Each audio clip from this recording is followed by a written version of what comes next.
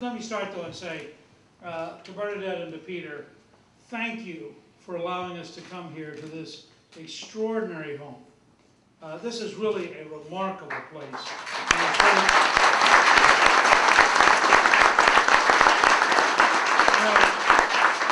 I always feel proud to be an American.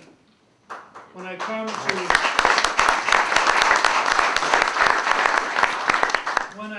to a starter home, I look around and think that if you work hard, someday you could move up. And I realize that from Obama's standpoint, this could be an entire public housing project. And that's sort of the core difference between the two parties.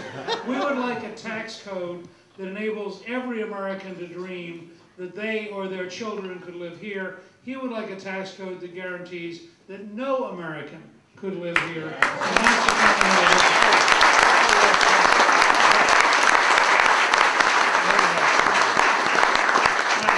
I do have one piece of advice for John. This is a very important campaign. I think he has a very real chance to win it. I lived through 1994. I remember the races that were hopeless in the summer, almost impossible in September, and a great victory in November, and that's how these kind of waves occur.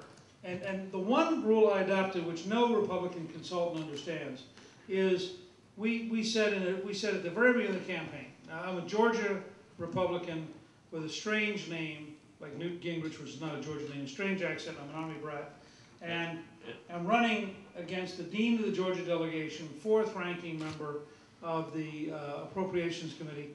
And the truth is, just to tell you in advance, I lost that year. I got 48.5% in the middle of Watergate. I came back 2 years later. I got 48.3% with Jimmy Carter to the ticket. I won the 3rd race. But in the process, I would never have survived except for this principle. I said from the very first day, I will concede to my opponent his immediate family, but I will not concede any other part of it. Now, the lesson I learned, this is very opposite the Republican consultants who explain targeting and focusing and thising and thating. The reason it's different is this. Around Labor Day of that first campaign, we had a call that we had known just out of the blue.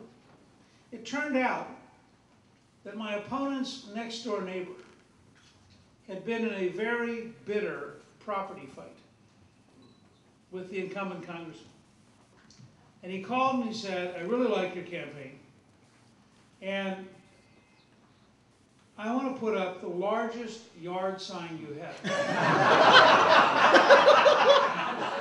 So that the incumbent has to drive by you every morning when he leaves, and every evening when he comes home.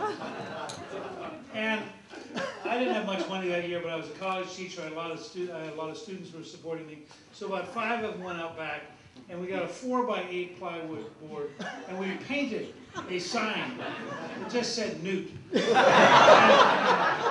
put it up right on the corner where everybody drove past.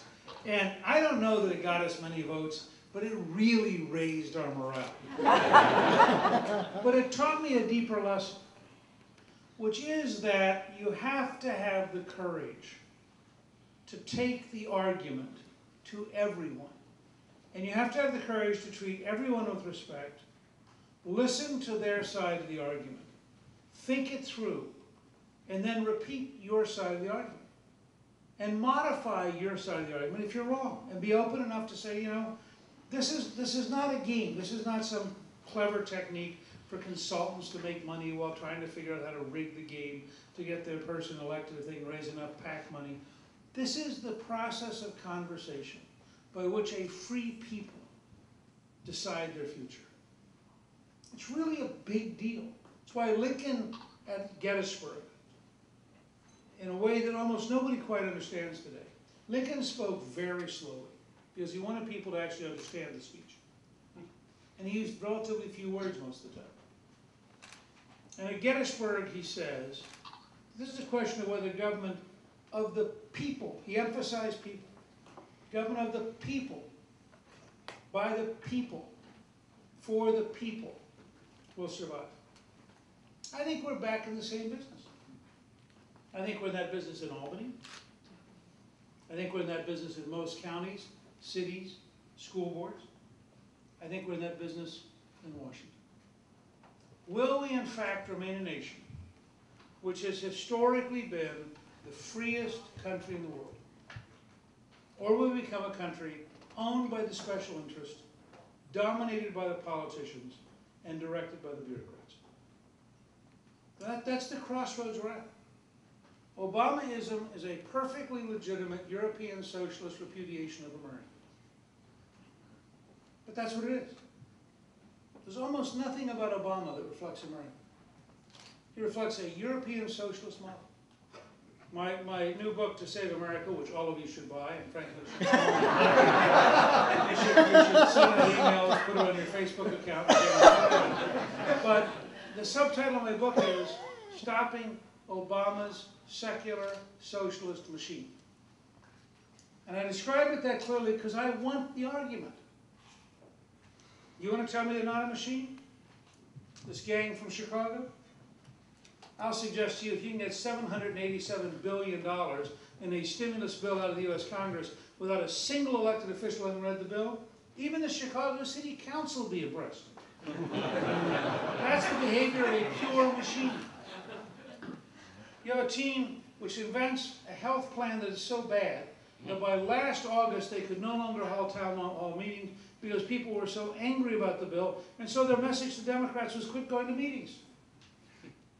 The opposite of a free society. Your voters don't like it? Tell them to shut up. Then they had 4 straight months in which there's an absolute majority opposed to the bill in every single national poll. And then they get to a referendum in Massachusetts for Teddy Kennedy's seat on health care, and they lose it. My guess is that almost every sophisticated American thought that night that they would stop, pull back, and moderate their position. I mean, how do you get a better signal than losing Edward Kennedy's seat on health care? Instead they said, we don't care what you think, we're ramming it through. Which is why, for the first time in your lifetime, there is a reform which 63% of the country wants to repeal. That's an astonishing number. It's a sign of a fundamentally anti-democratic machine attitude. They may say, socialist? Why do I use a strong word like socialist? And you used it, and you're exactly right. And the fact is, your opponent is in favor of, supports, and is an absolute facilitator of socialism in America, and we ought to be honest with that.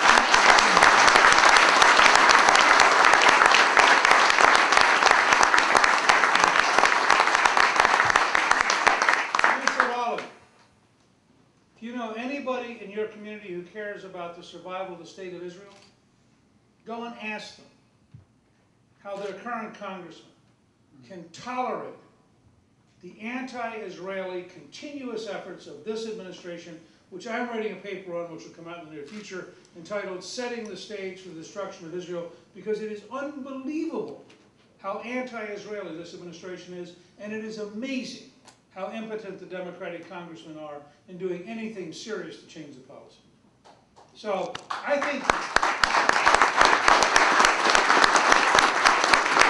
the entire underlying basis of the New Deal coalition is collapsing around their very ears. But I think it comes down to 3 major fundamental questions. And I believe these questions will dominate American government and politics for the next 15 or 20 years. Who are we? What does it take to compete successfully with China and India? And who threatens us, and what do we have to do to survive? Let me just briefly describe why I say this. First of all, who are we? I believe, and my wife and I have done a movie and a book called Rediscovering God in America, that we are a nation whose founding fathers wrote a political document, a contract which said, we are endowed by our Creator with certain unalienable rights, among which are life, liberty, and pursuit of happiness.